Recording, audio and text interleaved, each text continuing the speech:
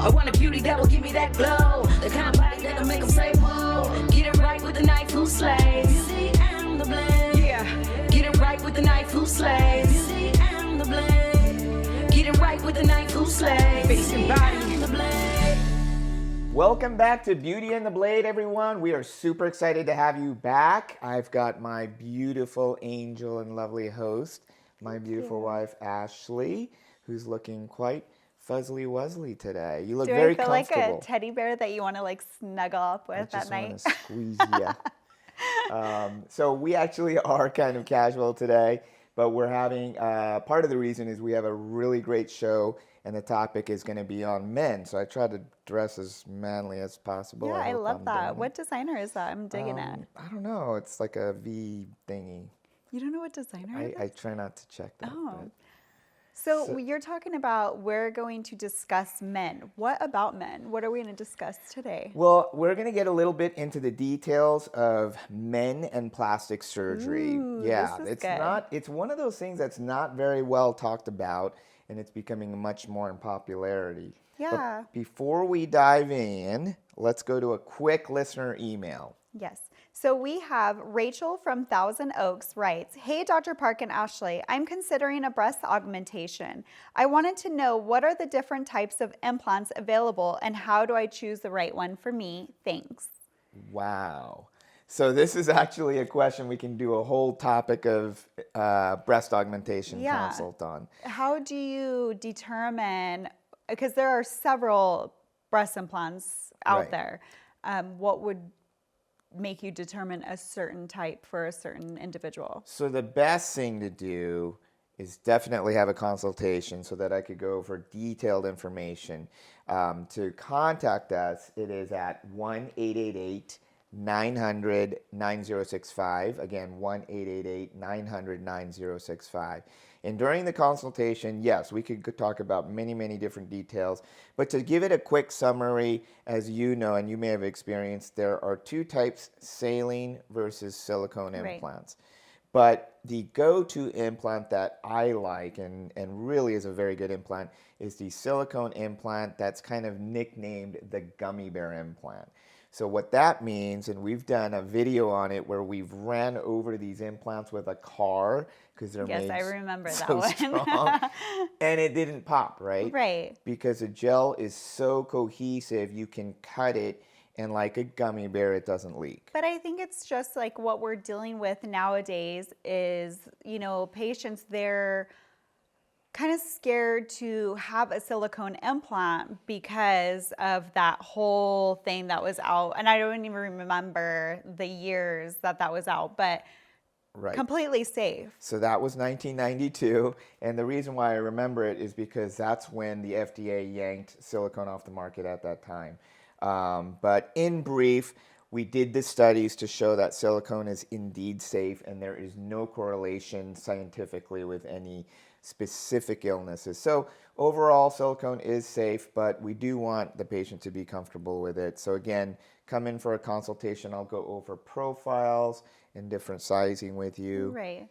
And I feel like with Rachel about your question, it will make you feel so much more comfortable when you come in for a consultation, because at that point, we'll be looking at your body frame when you're, because I went through the same thing. It's like, oh yeah, I want to look like this model. But I didn't have that body frame. I didn't have that height. I didn't have that weight. I didn't have, you know, so we'll go over all of that with you, and we'll go over sizing. We'll put on a stretchy bralette with the implant inside, and you know, and then a stretchy tank top to kind of see like what size you're envisioning, because somebody can say, oh, I want a C cup, but really that C cup is meaning a D cup, and you know. Yeah, there's a lot of, you know, I go through a very, very detailed approach, biodimensionally, measurements, looking at photos. So come in for that consultation and really like to go over those details and picking the right implant. Right. Okay, so back to our topic, men having injectables and plastic surgery. I actually made note here. I wanted to go over this with you because I was really I loved this. So 40% more men are getting cosmetic surgery and injectables over the past 5 years. Did you know that? I did not know it was growing that rapidly. I Yeah. do see that in my patient population, and certainly I feel like men are doing more. But like you said, going back to the fillers, I feel like that's grown even more. Oh, yeah. I So mean, here's- I love even now that our manufacturers are creating like instead of Botox, it's Brotox, you Right. know? And you'll find now that a lot of, so not only is it like the manufacturers labeling that, but you have more men that are being more outspoken about it. And I think when it comes down to injectables, a lot of men and women think like, oh, there's that overdone look, that cat look, and that it doesn't go like that. I feel like, well, in our practice, I feel like we're very conservative. I don't feel that we even get a lot of wish pics that patients come in asking for that. But men can sometimes, I've seen in our practice that men can sometimes think like, oh, well, I don't want to have that girly face. I don't want to have, and that's with injectables, we don't have to go to that level, you know? So that's a very important point I want to comment. I think when we're going over surgeries and especially fillers, it's really important for your injector to understand the anatomy. And there's a big, big difference between how we want to refresh and rejuvenate male anatomy Right. versus female. So here's one example, and you know you can elaborate. But in females, we seem to want to create more of a heart shape, right? Whereas in men, I would argue that we want more of a stronger jawline. Yeah. Do you find that when you approach a patient? Yes, but going back to, you know, about discussing, I feel that you have to know, the injector and the plastic surgeon needs to know what that patient is wanting for True. themselves. I've had patients, male patients, that are wanting more of that tight jawline. And then I've had patients that want to have more of a feminine face That's a good structure. point. So you just need to know, and I feel that I was really good with that, like just being very personable with that patient and knowing what is it that they're really wanting. Don't make sure that they're not feeling uncomfortable to really discuss with you what they're wanting, you know? Right, and I think you're hitting the salient point, which is we really, really strive to listen to you, the patient. Right. I think that's what you're basically pointing out is everyone's got a different look. Yeah. I'll throw in a quick question that you can answer at the end, but that's the audience. Has Dr. Park, myself, gone through injections or Botox? We'll answer that at the end. Keep them guessing. Keep them guessing. Maybe I have, maybe I haven't. But the point is, like, here's a question. Lips, right? Right. Female lips, those can be varying. How do you approach male lips? So with the male lip, I don't feel, going back, like it just depends on what the patient's wanting. I have patients that are wanting more of a luscious lip, and males come in asking for that. Interesting. But then let's just talk about, the aging man, right? What happens is everything that we had volume in, because then gravity takes in and our age kicks in and it's awful. But what happens is everything starts to kind of fall down, and it deflate. reminds me of like a balloon. It starts to deflate. So your lips start to deflate. You start to get little lines around your mouth. So with the aging man that's not wanting the luscious lips, I would say I would go in with a very light filler. There's, so many out there, but I'm not going to name any names because then Right. we're going to have to talk about all of that. But so I would go in with a very soft filler and just bring back that life to that patient.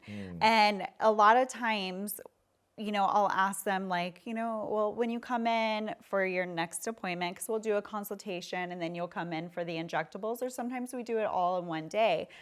But what I try to ask them is like, well, bring a photo of yourself that you were like, oh, that's the time that I got it. I want to go back to those days. So then I know exactly, like you don't have to bring a wish pic, but it's like, a wish of you going back to that youthful self. Yeah, and I think that's super important. I think her and I have the same philosophy. What we're trying to do is really rejuvenate and create your dream of what you are wanting. And we really kind of find that when you bring in a picture. It could be a picture of the lips, Right. and sizing of the augmentation, it's the implants. I like to see very detailed pictures because I always tell my patients, and you too, I'm creating like a Mona Lisa, your Yeah. Picasso. And I want to be able to mimic that and then use kind of kindergarten to kind of, just copy in my Right. best fashion Right. that that picture that they're Yeah, I mean, bringing that's what I feel like we're huge about. It's like, let's make dreams come true. in. Absolutely. You know? You've made my dream I- come true. Oh. Sorry. Okay, But- those are some brownie points. Thank you. Just kidding. So yeah, I just think that, going into injectables, it's very good that you and your injector know what you're wanting your outcome to be. On the same page. Yeah. Tell me a little bit about male cheeks versus female cheeks. Do you find a different approach between female or kind of they both need I volume? would say that I would like to put them both in the same category. Yeah. I feel that it just depends on what is the first structure that we're having to work with, right? Right. Did you, obviously, men and women, we all start to separate, our bones start to separate right here in the middle. So we want to give more life to that mid cheek. But even like myself, like I want that like striking cheekbone. Striking. So it just depends on the patient. Yeah, I like that. What are some other surgeries that we talked about procedures, and also before we get into surgeries, also lasers. Right. Lasers and TCA pills that we do on male patients. Correct.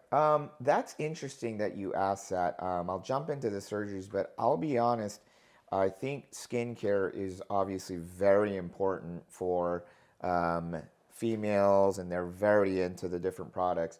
Males as well, skincare is very important. However, I routinely do not do a lot of lasers or chemical peels, more so because there is a prolonged redness that happens, in the recovery. So not too much in terms of that.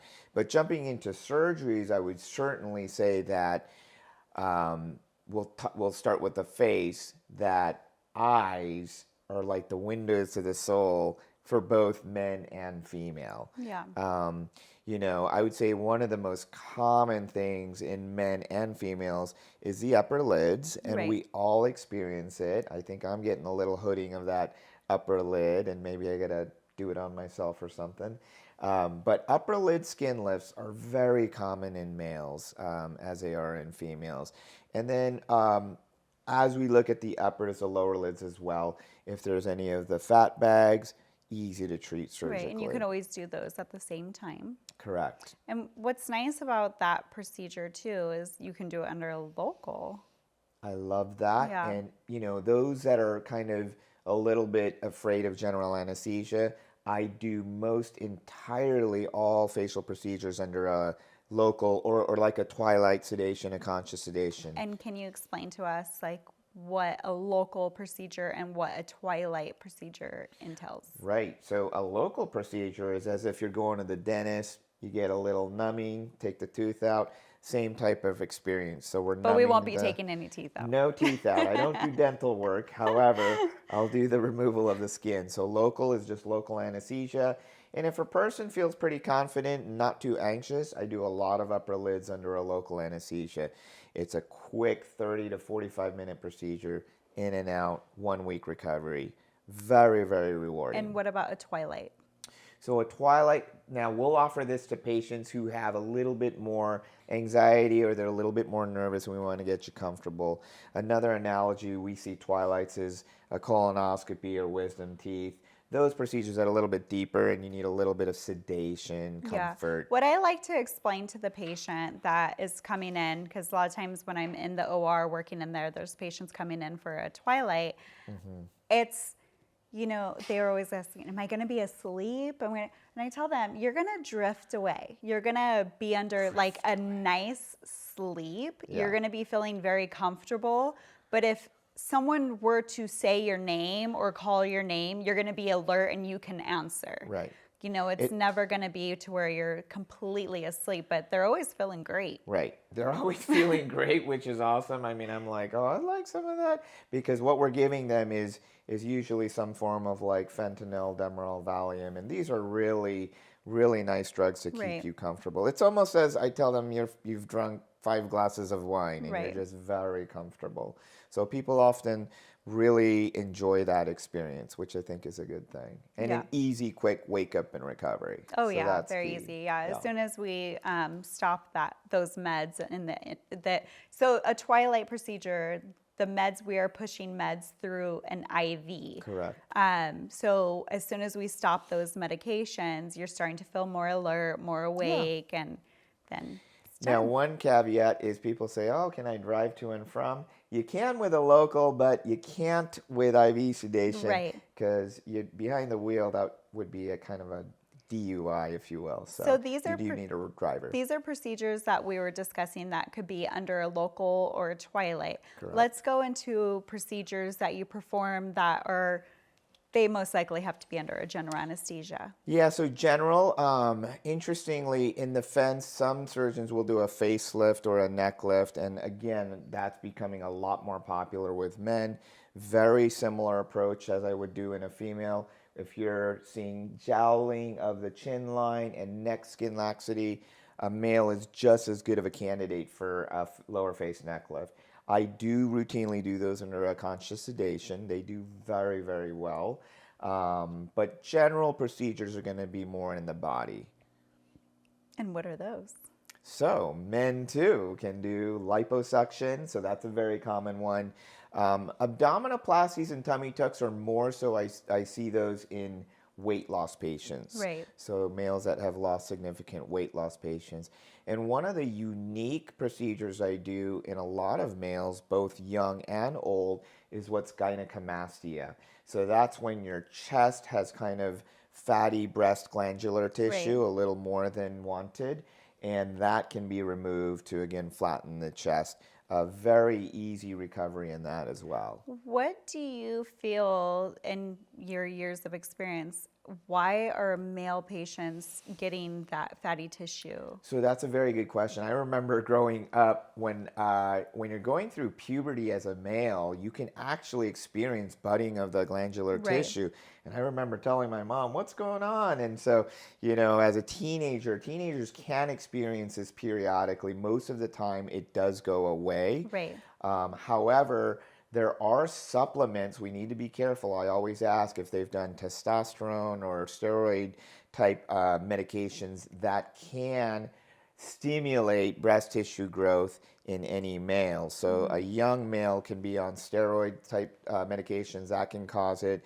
And even in old men that are on certain medications that have that side effect Right. of glandular tissue. So young men and old men, what's important in the history is that I get a medication history, and I also in men will get a hormonal history, because we don't want to miss any hormone imbalance that can cause glandular breast tissue. And once they have that procedure, is there any way that it could come back? That's a good question. I would say that it's majority effective in the sense that there's not a recurrence. Maybe I could count 1 out of maybe 100 that have had a recurrence.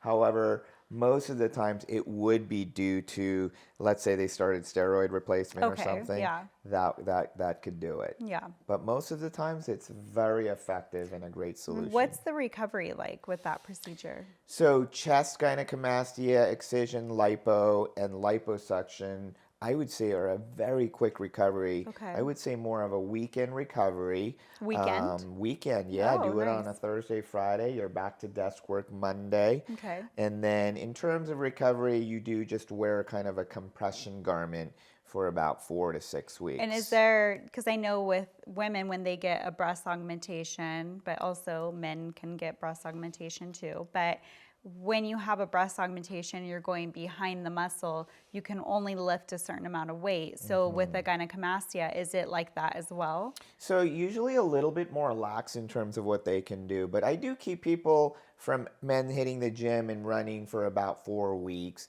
and more so it's to control swelling. The hardest Okay. part of any liposuction, if you've ever gone through it, is when is the swelling going down? Right. So keep that compression on. Don't work out because you'll swell for about 4 to 6 weeks. Okay. Yeah. Have you experienced lipo or have had friends experience liposuction recovery? I've had friends that have had lipo and fat transfer, and I feel that the way that they explain it is it looks bad. It looks worse than what it really is. Yeah, the Right. I bruising in mean, the the beginning. bruising is like, I'm like, ooh. Right. You know. It looks- But yeah, they say that the recovery is very easy. Yeah. I would say on a pain scale, the recovery, what would you say? Maybe a 3 out of 10? Yeah, probably. that. But, I've also had a male patient friend.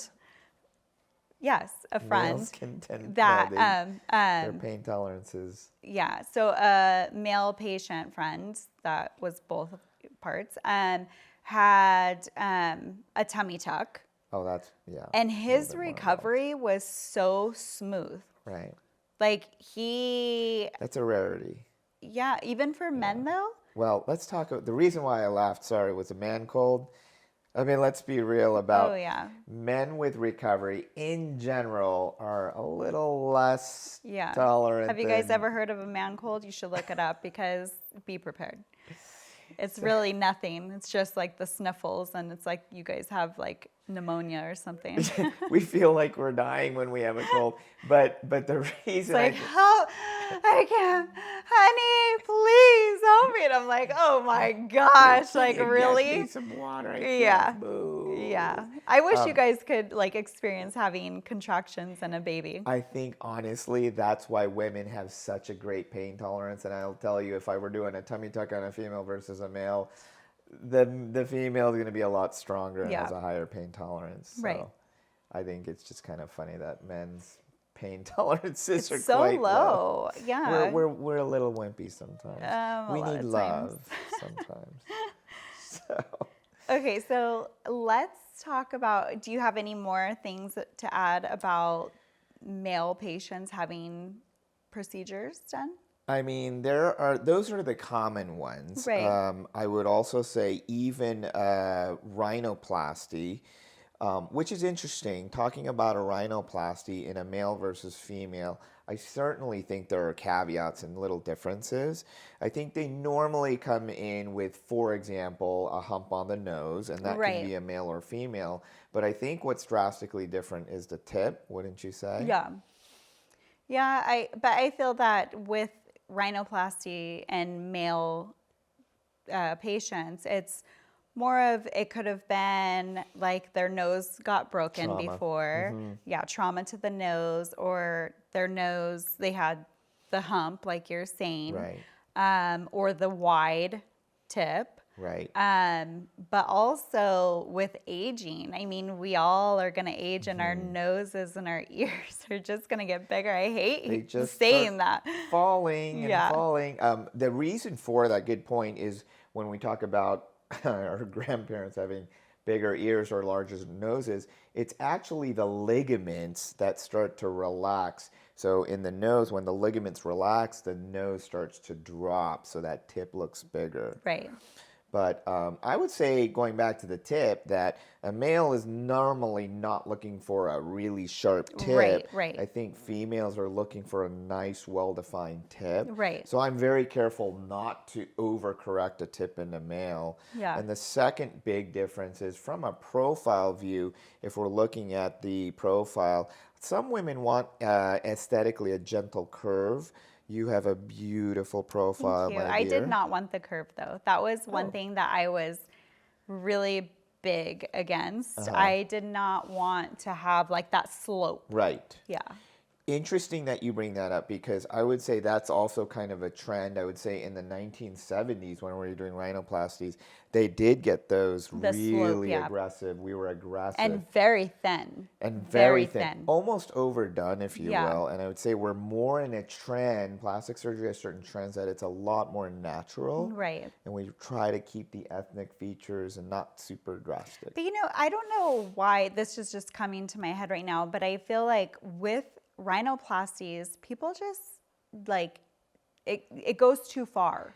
It can. Like it's almost to where they're happy, but they'll look at this little tiny area. Exactly. But it's like it could be a very scary procedure. I think it's the one, and as you're doing fillers and or in nose patients too, it's the one patient I really try to get a hold on what their expectations are. Right. Because if they start showing all like 20 pictures and say, I want this millimeter to be over here, then a lot of the times I may not be able to fulfill their Right. vision and Yeah. say, hey, perhaps another surgeon may be of service. Right. So, Yeah. yeah. Okay, so let's see. Do you want to do a little game here? I'd love to do a pet Well, peeve. it's not really a game, yes. Okay. Okay, so you just said it. So I'd like to know, let's do a pet peeve and a good vibe. Okay. All right. So what's your pet peeve? Oh gosh, my pet peeve. I will start with, so you know I'm a race car driver. I Okay. love racing, and even in the streets, I love racing. So I have to be in the first place at the stoplight. But my pet peeve on the freeway is the slow drivers in the fast lane. That Do you drives honk me at them? nuts. I don't honk, but I do try to like whip around them real quick. Yeah. How about you? Well, you already know this. My biggest pet peeve, and I'm married to an Asian male, but is slurping the food. Which I It makes don't my do. stomach turn. No, Asian people do But that with not their me. I food. learned that from you. Thank you.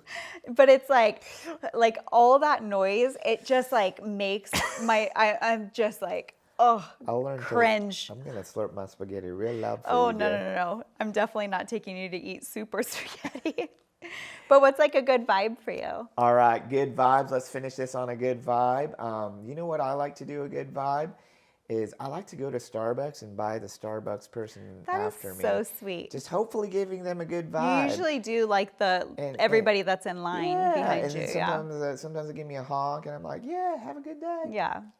Mine about would you? be is, when somebody comes walking in and they just have this positive energy that big, just big really energy. lifts me up. Yeah. I love that. Me Positive too. energy. Yeah. All right. So ending it on a good vibe note, I just want to say thank you guys for listening to us. Yeah. So we'd love to have you follow us on our internet website at faceandbody.com, and follow us on Instagram, please, at Face and Body Plastic Surgery.